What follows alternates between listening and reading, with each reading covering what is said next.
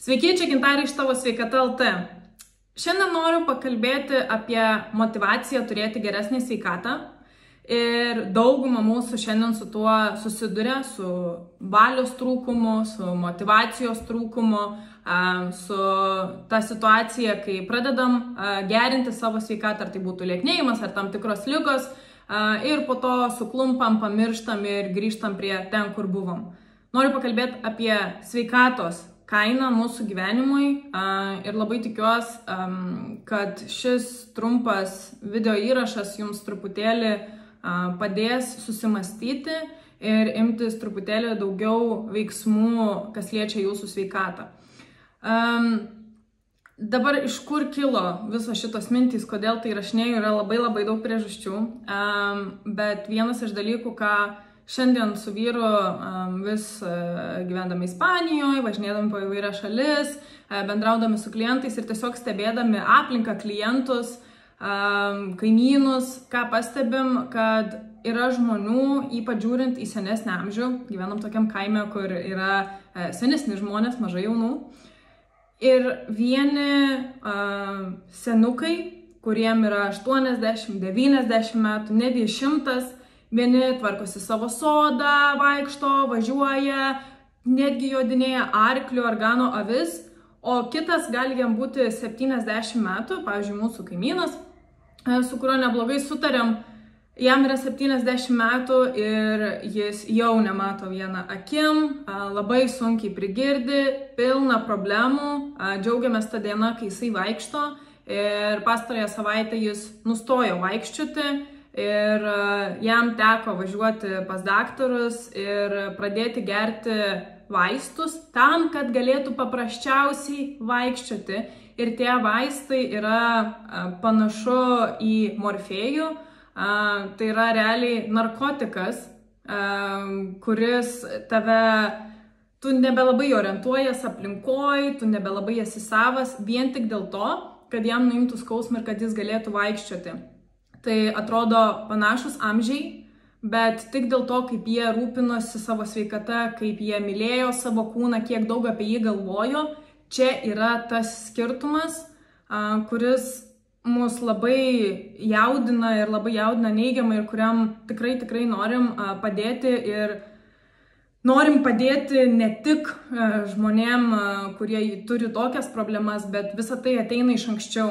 Iš viso, sako, geriausias laikas, kada vis dar gali būti labai efektyvūs sveikatos pokyčiai jūsų gyvenime, tai yra nuo 40, bet tai nereiškia, kad kai esate 20, jums reikia daryti nesąmonę su savo sveikata ir tai nereiškia, jeigu jums 50 ar 60, kad jau galit pamiršti. Kiekvienas minimalus pokytis sveikatoj atneša teigiamų rezultatų. Tai matant šitą aplinką labai noriu truputėlį daugiau pasigilinti šitą tematiką. Tai visi žinom, kad vienas iš didžiausių problemų šaltinių, dėl ko turim prastą sveikatą, tai yra mityba. Tai yra mityba, tai yra judėjimas, bet dažniausiai tai yra tai, ką dedam į savo burną, į savo skrandį. Ir labai dažna pasiekmė, akivaizdi pasiekmė, kai gali identifikuoti, jog žmogus turi sveikatos problemų, tai yra žmogus su antsvoriu. Pakalbėsiu truputėlį ir apie kitas perspektyvas, bet čia tiesiog duodu kaip pavyzdį, nes tai yra vienas iš populiariausių pavyzdžių, nes tai yra labai dažna problema.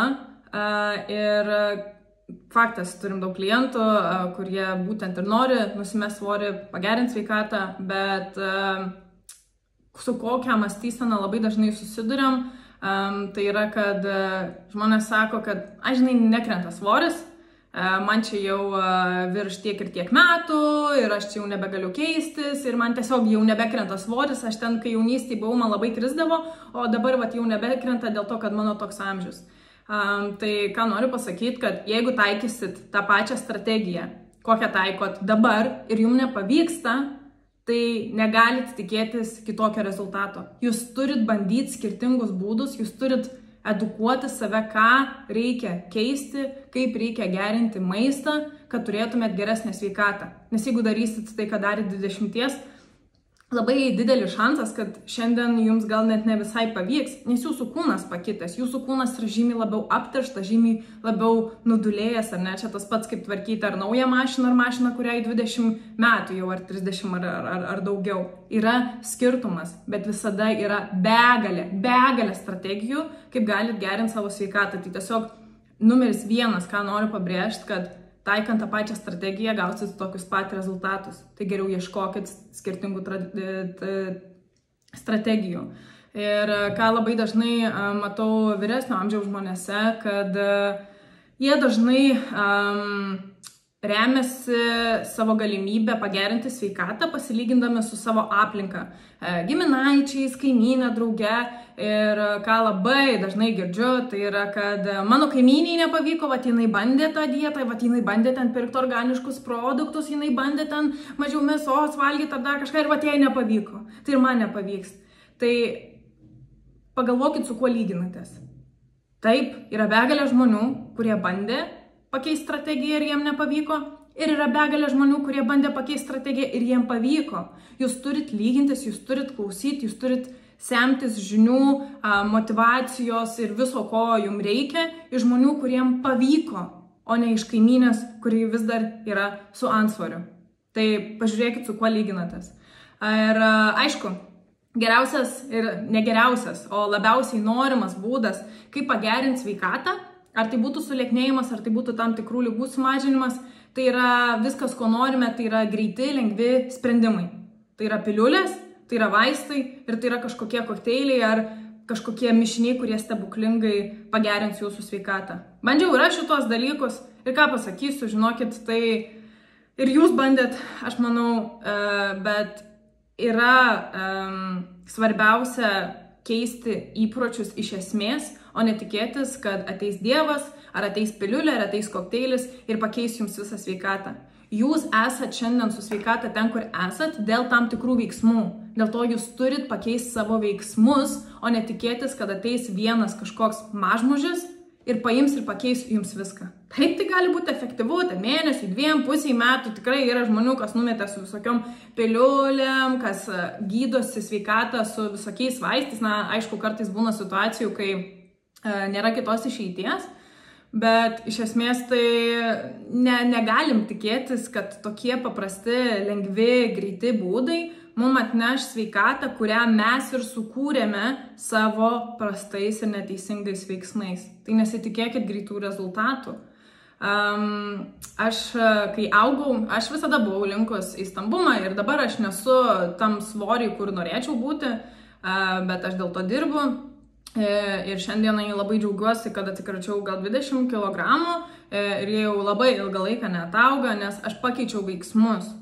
Ir labai džiaugiuosi, kad šiandien turiu sveikatą, kur jaučiuosi puikiai, jaučiuosi gerai, galiu lipti kalną, man nepersimušinėja širdis, man neskauda keliai ir kad šiandien esu be antsvorio, kad man nėra problemų nulipti aukštyn, žemyn, nors anksčiau tai ir būdavo, tai tiesiog dalinuosi truputėlį savo patirtim, bet ką noriu pasakyti, kad mano giminės pusėje visos moteris yra stambios, labai stambios, visos turi antsvorį ir net jeigu užaugom mes jaunoji karta, vis tiek, kai pasižiūriu, net nedauguma, visi yra su antsvoriu.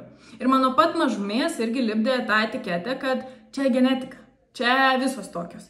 Tu panašiai į tą teotką, į tą pusseserę ir dėl to tu irgi esi linkusi stambumą. Ir ką aš nusprendžiau savo gyvenime, kad tai gal ir turiu tą genetiką, tebūnie, bet mano sprendimai, mano veiksmai yra tai, kas nulėmė, tai, ką aš iš tikrųjų turiu. Ir šiandien esu vienintelė giminiai, kuri neturi antsvorio. Ir šiandien aš jom esu įkvėpimas, aišku, giminaitis giminaičio nelabai nori klausyti, bet iš esmės viskas yra jūsų sprendimai. Tai, kad tai yra genetika, tai, kad jums užlipdyta kažkokia etiketė, kokie jūs esate, ar turi būti, kad moteris turi būti stambi, vyresnio amžiaus moteris turi būti stambi, jeigu prasidėjo menopauzė, tai čia jau faktas, kad priaugsi svorio. Tai yra netiesa. Viskas yra jūsų veiksmai ir yra pilna begalė istorijų ir pavyzdžių, kur žmonės, kurie buvo jūsų situacijų, jūsų kondicijų, su jūsų, ligom, sveikatom, kurie pagerino sveikatą. drastiškai dėl savo veiksmų, dėl savo pasirinkimų. Tai pagalvokit, kokius lipdukus savo lipdot, kokius stereotipus savo turit ir meskit juos lauk. Meskit, kai tik atpažintit, meskit juos lauk. Vienas iš, aš kai buvau paauglė, irgi buvau stambesnė, siuntinėdavo ten pas daktarus ir man sakydavo, tai čia pas tave yra skydliukės problemos ir dėl to, kad kaulai stambus. Žinot, ką aš sužinojau? Ir čia paprasčiausiai sveriantis ir gilinantis į savo sveikatą. Aš kai užlipu ant savo svarstyklių ir jos rodo procentus, kiek yra vandens, riebalų, raumenų, kaulų ir taip toliau. Iš tikrųjų, pavyzdžiui, mano kūne yra tik 3% kaulų. Tai reiškia, kad visas svoris, ką aš turiu, tai yra tik 3%, kurį sudaro kaulų svoris. O kaip raumenys? O kaip tas 20, 30, 40, 50% riebalų? Ties šitais dalykais ir reikia dirbti. O tas kaulų stambumas, jisai gali kiek skirtis. 0,5 kilogramų, lyginant su kitais žmonėm. Tai čia irgi yra nepasiteisinimas. Kitas dalykas yra, ką labai dažnai girdžiu, tai kad maistas yra brangus, geras maistas yra brangus, o natūralaus maisto, nes mes žinom, kad tai, ką gaunam parduotuvėse, organiški, ekologiški, dar, bet šiaip dauguma jų yra su chemikalais, su pesticidais, su badyti adatom, prasto šviežumo, prastesnės kokybės, o tie, kurie yra geresnės kokybės, mes labai nenorim mokėti daugiau pinigų. Ir iš tiesų šiandien mes turim labai rimtą situaciją su maisto industrija, kai gauti kokybiško maisto yra beprotiškai sunku. Pavyzdžiui, pas mus Ispanijoje mes, kai tik atsikraustėm, pradėjom ieškoti, iš kur galim gauti mėsos, kurią augina ūkininkai, ne iš parduotuvės, iš kur galim gauti pieno, sūrių ir kitų daržovių iš ūkininkų tiesiai. Ir esmė tame, kad čia netgi pagal įstatymą yra uždrausta ūkininkui tiesiai iš savęs pardavinėti žmonėm maistą. Tai yra industrija, tai yra pelnas. Mes visi ten esam įkliuvę, bet jeigu gyvenat kitose šalyse, čia aišku, kalbu lietuviškai, tai turbūt dauguma lietuvių manęs ir klauso, yra turgeliai. Turgeliai nebūtinai, kas atveža prekes, tai bus to žmogaus auginta, tai tikrai turit praleisti laiko, išsiaiškinti, suprasti, atpažinti tendencijas, bet jūs turit prieigą prie labai kokybiškų, vis dar neblogai palyginus užaugintų produktų. Taip, kas augina daržovės ir taip toliau, faktas. Yra purškimai, yra trąšas, tarara, bet tai nėra tokio lygio, tai ką gaunat parduotuviai. Toli gražu, tai yra žymiai geriau iš viso ko blogiausia mes šiandien turim. O kiekvienas, aišku, jeigu galim užsiauginti patys, tai čia yra valio, bet turbūt daugumą mes neturim tokių sąlygų. Tai kainuoja laiko, tai kainuoja pinigų, daugiau pinigų, bet tai yra jūsų sveikatos kaina. Ir mes labai dažnai apie tai nesusimąstome, sakom, neturiu laiko gaminti, neturiu laiko ieškoti, aš čia tų augintojų, man čia aš neturiu pinigų, tarara, bet viskas yra prioritetų klausimas. O kas, jeigu aš jums pasakyčiau, jog tai, kokius sprendimus šiandien darot su savo maistu, jūs galėtumėt gyventi 5 arba 10 metų ilgiau? Jūs investuotumėt pinigų? Jūs investuotumėt laiko? Aš manau taip. O jeigu aš jūsų paklausčiau, ar tu nori dalyvauti apskritai, pavyzdžiui, savo anūko vestuvėse? Ar nori žaisti su anūkais? Ar nori kokybiškai žaisti, ar tiesiog stebėti, kurioj pusėje nori būti? Aš manau, visai kitokia perspektyva ateina. Problema yra ta, kad mes nežinom, ar ne, mes nueinam į parduotuvę, nusiperkam gerą produktą, mes išleidžiam daugiau pinigų, labai tiesiogiai čia ir dabar jaučiam pasiekmes, bet mes labai užsidedam juodą raištį ir pasirenkam nematyti, ką reiškia mūsų kasdieniai pasirinkimai maisto perspektyvai, mūsų sveikatai, ilgalaikiai perspektyvai. Mes pamirštam. Mes galvojam, kad ateityje mums taip nebus. Mes matom senuką perkantį maišą vaistų vaistiniai ir mes galvojam, kad mes ten nebūsim. Būsim. Ir dar labiau būsim, jeigu darysim tokius pat veiksmus, kokius dabar daugumą esame įpratę daryti. Tai labai kviečiu susimastyti. Ir ką labai dažnai pastebiu, pavyzdžiui, iš savo mamos, kad jinai stengiasi laikytis ir valgyti geresnį maistą, kokybiškesnį maistą, mažinti savo antsvorį. bet labai dažnai, kai su jie kalbu, aišku, jinai privengia su manimi apie tai šnekėti, nes žino, kad gaus paskaitą, bet labai dažnai būna požiūris, kad ai, čia ta keksiuka, ai, čia ta bulka, ai, čia ta dešra, ai, čia, nu, čia paimsiu, nu, čia nieko tokio. Bet esmė tame, kad kiek kartų per dieną, per savaitę, per mėnesį būna tas ai.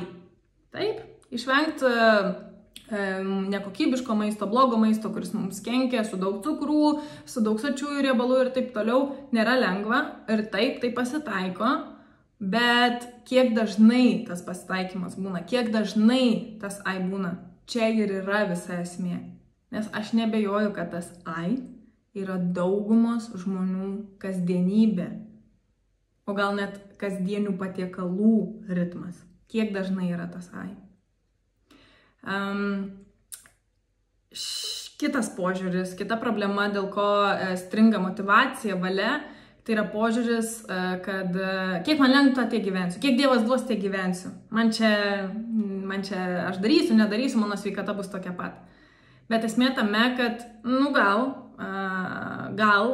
gyvensit tiek metų, kiek jums lemta, bet klausimas, kokiam kokybės lygyje jūs gyvensit. Nes mano seneliui yra 80 metų ir mano senelis jau daugiau nei metus namie kasdien guli lovoj su lašelinėm, su deguonim ir su kitais preparatais ir labai retai gali apskritai išlipti iš lovos ir taip jau yra daugiau nei metai. Tuo tarpu aš turiu kaimynę, kuriai 80 metų čia Ispanijoje ir jinai pirmadieniais lanko jogą. Jinai, kol buvom išvažiavę, prižiūrėjo mano visus pomidorus. Jinai yra kaimo direktorius. Jinai visus apžiūri, visus sužiūri, visur laksto, visur viską daro. Mes su jie vakarai sėdėm ir šnekam. Tai klausimas, kokiam kokybės lygi jūs norit tą lemtį iš tikrųjų patirti. Pasiklauskit savęs. Taip, ką dar noriu pasakyti? Noriu padiskutuoti apie daktarus. Daktarai, taip, jie yra labai svarbi rolė, svarbi profesija, specialybė, išsilavinimas, nesvarbu, mūsų gyvenimuose, mūsų visuomenėje, bet labai daug žmonių daktarais pasitiki aklai, jog tai, kas liečia sveikatą, kad jums užtenka daktaro. Labai dažnas yra požiūris į tai. Bet tai yra netiesa. Pavyzdys. Šnekėjau su neseniai ispanė daktarė, mano amžiaus, gal kažkiek vyresnė, bet, žodžiu, jau rimtai pradėjus savo šeimos daktarės karjerą. Ir labai myli savo darbą, nėra iš tų daktarų, kur tiesiog sėdi, pasirašinėja ir pacientai nesvarbus. Tikrai žmogus myli savo darbą ir mato tame prasme. Ir su jie diskutavom irgi apie daktarų rolę ir sakau, aš turiu problemą su daktarais. Nes daktarai išrašo vaistų ir čia yra jų sprendimas. Aš matau daktarus dažniausiai kaip tiesiog profesionalius vaistų pardavėjus. Ir sakau, ką tu manai apie tai?